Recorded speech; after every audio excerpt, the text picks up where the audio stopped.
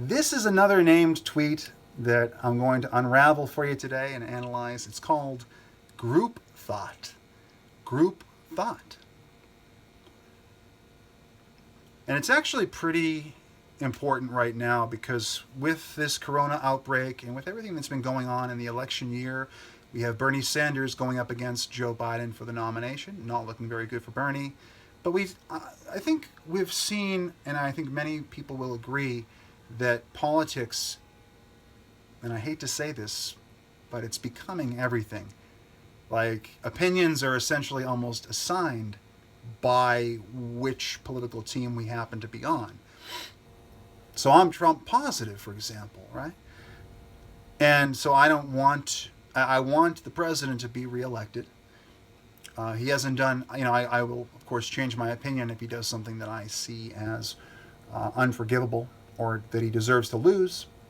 But in general, it's, people stick with their political team until the election's over. But we're seeing a lot of situations where it's essentially two movies on one screen, like Scott Adams says, and Scott Adams says on Twitter. And the movie is almost, I would say 75%. I don't want to put a number on it. 80%, maybe it's Pareto's principle. If you're on the left and Trump says something, you're against it. If you're on the right, Trump says something, you're more likely to be for it. And many people in between, independents like myself, that are now, Trump leaning or Trump positive, we look at it with a broader view, a broader, more balanced view. But at the same time, when you're in election season, you can't really afford to be too nuanced. You kind of have to go with your team, otherwise you're potentially a useful idiot. So here's this named tweet. Group Thought. For all intents and purposes, the USA views politics as binary. The silent majority is independent, but we're locked to either red or blue. We can either vote for a Republican, notably for the higher offices such as president, or we can vote for a Democrat. When action is taken for one of the two options to be associated with a negative via media, stereotypes form. Question merit. Question merit.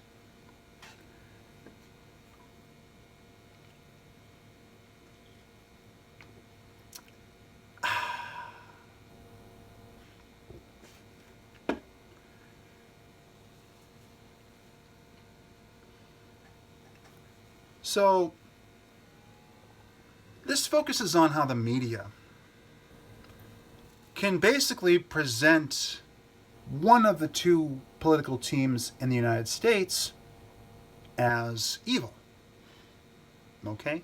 Now, on the right, if you listen to only Fox News and The Blaze, and even things like Breitbart, although Breitbart is a little tiny bit more towards the center, but if you look at these things, and it's like a team sport, you have people, the way they describe, if you listen to Sean Hannity, the way that he describes politicians such as AOC and Nancy Pelosi, Bernie Sanders, they're using these terms that truly create a negative, almost hateful image in the heads, in the minds, in the hearts of many an American. This idea that someone is, because they support, say, for example, democratic socialism, which again is, basically a softer way of saying communism. I believe in a mixed model. I think we should have, both sides, capitalism, socialism, and mix it up in the middle. We should have a social safety net of some level because people, it's better for society. It's better for a premium country to have more people that are not at the very bottom rung. It's better for people not to be destitute. It doesn't help if the streets are, unfortunately littered with things like human feces, as it is the case in San Francisco with the homeless population there spiraling out of control with the bubonic plague looming over them. We don't want to have those kind of people. We want Americans to be taken care of. So I think that there should be some kind of system in place that allows, it gives them a chance. That system includes Social Security, entitlements, Medicare, Medicaid, things that help us, unemployment, disability, Social Security, things that help us maintain society at a cost, national debt, taxes. There's a cost, but I think that, and of course, mixed model also applies to economy, because government, we've actually seen success. The stock market went up. It could be a dead cat bounce, as some people like to say. But the stock market went up when President Trump announced that they were working, the U.S. government and the CDC for coronavirus were working with commercial entities like CVS and Google. When they realized, hey, public, private sector can work together, contracting can take place. I call lobbyists a form of socialism, like when you have like the government owning the means of production, but like there's a thin line between public and private sector. It's a complicated system, but I think mixed model is best. I think capitalism is the bedrock, of course. Capitalism is the bedrock, but at the end of the day, you want to have some socialism, some society can coalesce and come together around some ideas. Like we want to all be able to pay for, they always say, the roads, fire department, police department. Minarchists will agree. You do want to have that basic infrastructure, military, and so forth in place. It's paid for by the people, whether they want to or not, because it's taxes, so it's socialism. See, socialism is a persuasion word. It's a weasel word. It has a definition, but we throw it around so much. And that's what these news companies do, these media companies on the right. They throw it around. And then for better or for worse, you can judge for yourself, but they throw it around. And on the left, of course, we have Republicans are evil, Hitler, they're racist, sexist, xenophobic. We got the president's a misogynist. Now look, you can judge Donald Trump how you will. We all know what he said and what he's done. And a lot of people voted for him anyway. In fact, he became the president of the United States with all of that information available. So it's not like it's a new thing to say that he's, potentially a little bit misogynistic with some of his commentary. How he acts, we don't know. We can only go by testimony from people that want money. I hate to put it that way, but that's essentially what it is. You can never really tell. It's an act of faith to accept that one person acts the way that other people say they do when you haven't witnessed it yourself. But we all know that President Trump was not the cleanest conscience in the world, but that's, immaterial to why many people vote for different politicians. They're going for, in my case, it's economy, foreign policy, and the show. I love the show in politics. Makes it fun, makes us interested. When we're interested in politics, things get done. The American people must remain interested and engaged with people like Trump and AOC and Bernie Sanders. Get the energy up. Otherwise, people will just ignore politics like they did for so many years, and ultimately things will start to happen, and people will just be, as a society, will be not aware enough. So back to group thought. For all intents and purposes, the USA views politics as binary. It's true. I mean, I'm an independent, but people have come up to me on Twitter, and I actually have a video out. Jeff Tidwell is a grifting, gaslighting fraud. And they've called me a fraud, disingenuous, a both sidesist. They've called me all these different things. And, it's because I didn't just pick a team and stick with it. Now, I advocate for the president. But the Republican Party is, for many years, I've not seen that much of a difference between the Democrats and the Republicans. They're very similar, especially in terms of military, and it's not that different. But the media does present a contrast. They say, well, if they're right-leaning media, they present Republicans as better, as good, moral, upstanding people. And if they're left-leaning media, they say the Democrats are. And it's really about Republican and Democrat, because you might have Libertarian Party, Gary Johnson, you might have Green Party, Jill Stein, you might have all this other parties, but really it comes down to the media and the Republicans and the Democrats. They're all in bed. They're all in bed. But we know that there might be a binary system. We might have right and left, false dichotomy, but the silent majority is truly independent. About 44%, 45% of registered voters are independent.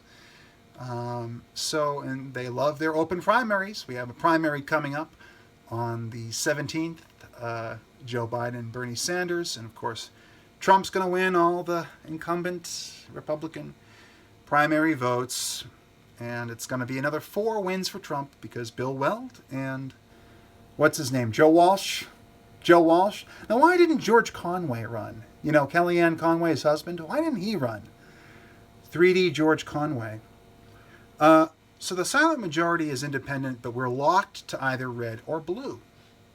Back in 1992, we had Ross Perot. We had an independent candidate that shook things up. And then we've had over the years people like, again, Gary Johnson, Jill Stein, Ralph Nader with the Green Party. And, but ultimately, at the end of the day, most people are going to stick to Democrat or Republican. And they're going to, and of course, if they're very tribal and they're in that group mentality, that group mind, they're going to associate based on, they're going to read, they're going to go into echo chambers. We're going to do things based on which political party it involves. Because the media does create a negative stereotype over time about both. And that's part of why we say the media is the enemy of the people in many ways. I don't say all media. I say certain media is the enemy of the people for dividing us up. And it's about identity politics. Again, it's about identity politics. You identify as a Republican or a Democrat, a leftist or a right-winger, whoever it might be. You might be a globalist. You might be a nationalist. You might be a libertarian, or you might have some authoritarian tendencies. But they place you into these groups. And especially it's more insidious when those groups happen to be ethnic or involve immutable characteristics. And then there's mutables like a religion, occupation, hobbies. People put you in a group like that. You're a gamer, therefore. You're a Muslim, therefore. You're a Christian, therefore. You're a Hindu. They'll say you're LGBTQAI+, therefore. You're male, you're white, you're black. Obviously, we don't want to get into that kind of group mentality, because that's not what this channel is all about. We like to focus on the individual. 7+ billion of us folks, all of us with our own perspectives, thoughts, and ideas, and vision for the world. So I say here, when action is taken for one of the two options to be associated with a negative via media, stereotypes form, and we have to question the merit of those stereotypes. I mean, of course, certain groups, certain people, certain types of people tend to like certain kinds of things. It's just the way it is. But again, we can't limit ourselves to that frame. We have to look beyond that. Sometimes you really can't judge a book by its cover. You just can't. Things are not what they seem. And so question merit is a sort of double meaning with this tweet, because you want to question the merit of stereotypes, but you also want to question the merit of the individual. You don't want to question them by their immutable characteristics or what they do for work. You want to question them on what they bring to the table. Maybe you have some personal judgments to make. Maybe they are in a line of work, or they're in some situation, maybe a marriage or a relationship, maybe a friendship. Maybe they're doing something at home. But we want to question each other as individuals, not as stereotypes. Stereotypes are helpful for pattern recognition to make things easier. Sometimes you look at somebody, you look at someone's face, and you go, okay, There's a sort of natural, some behaviors have natural, we have a natural inclination to project our thoughts about them. We have a natural, some things naturally seem to be repetitive patterns, well-defined patterns, and it's easier for us to box things out and create those narrow pathways we talked about earlier in the video, where, you know, ultimately we start to label all the things that are bad. We don't want this kind of fruit. We don't like that kind of fruit. So we only get this one. So we've marked that in our mind as bad. We've closed off that pathway. We do that with people. We do that with things. We've been doing that since the beginning of mankind, the dawn of man. We label things that we recognize as problematic or less than preferable or desirable. And then we go ahead and stick with what's good. We just always go with what's good. So we want to question merit. We don't want to question things that can't be changed. And we also want to question the merit of media-driven stereotypes, because they're messaging to make us act in a certain way. They're locking the paths we can use to go forward. They're limiting from 10 tracks to 3, 2, 4, hell, even 1, and saying, if you don't follow this code, if you don't go with this system, with this choice, then you're a bigot. Then you're a negative person. If you don't go with one of these 3, you'll have guilt by association, guilt by conversation. You can't say this. You can't talk to that person. The media does that. And they do it because they have goals. And those goals aren't readily apparent. They're not always readily apparent. Sometimes they are. Sometimes you kind of know why they're trying to get you to stay away. If the media is saying the Chinese government doesn't want you to say Wuhan virus or China virus, obviously they don't.